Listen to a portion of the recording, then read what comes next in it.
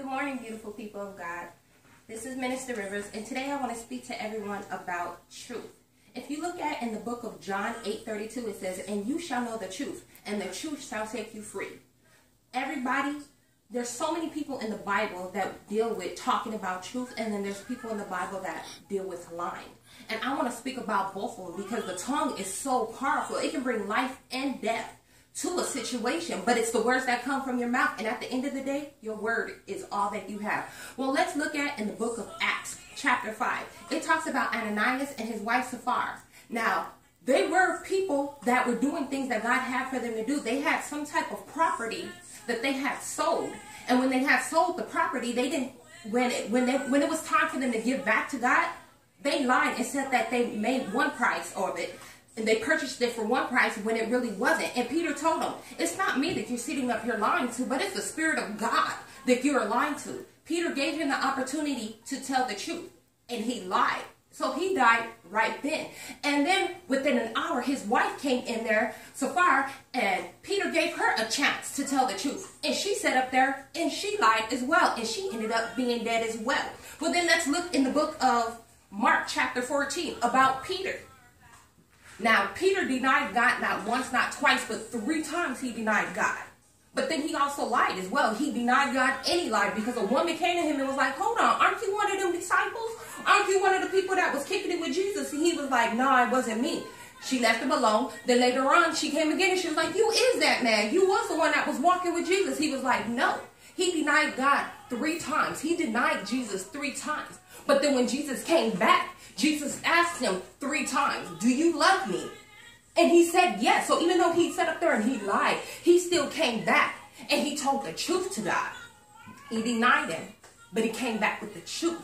And then let's look at 1 Samuel chapter 3 with Samuel. When he was a child, he stayed with Eli. And Eli had 2 sons and they were not of God.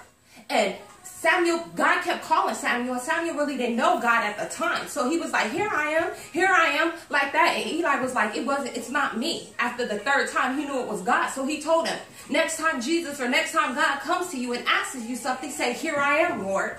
And that's what Samuel did. He went and he answered God. And God told him, these are the things that I'm about to do to Eli and his family, because I'm about to destroy them and their house because there's wickedness. And he could have stopped his boys from doing what they were doing, but instead he looked over it. So by him looking over it, I'm going to destroy them. Now Samuel was afraid to tell Eli about the situation, but he was honest with him. He didn't hold back anything from him. He told the truth. It's crazy how we live in a society where we bring up our kids and you have to tell them to be honest. You have to teach them to be honest. But a lie falls natural to them. Well, why is that? Because it's in our nature. When man first fall in the book of Genesis with Adam and Eve, the first truth was given, but then the first lie was given as well, because Jesus said, I'm putting 2 trees up in here. God said, I'm putting 2 trees up in here. And if you eat from these 2, you will surely die. And your eyes will be open. Then the devil comes back and the devil says to Eve, you won't surely die. You won't surely die. Your eyes will be open. See, he gave her a little bit of truth. Enough truth to get her, to catch her, but then to destroy her as well. And then I thought about it. Why did God pick the serpent? Why did he pick a snake? He could have picked any other animal. But then I began to look at the tongue and the character of a snake. And if you look at the tongue of a snake, its tongue is split in half. Because it's half lies and half truth. And that's the same way the devil is. He won't say enough to you to get you where he wants you to, but then he gonna destroy you. But hey, it's all on you. You know the truth. The truth shall set you free.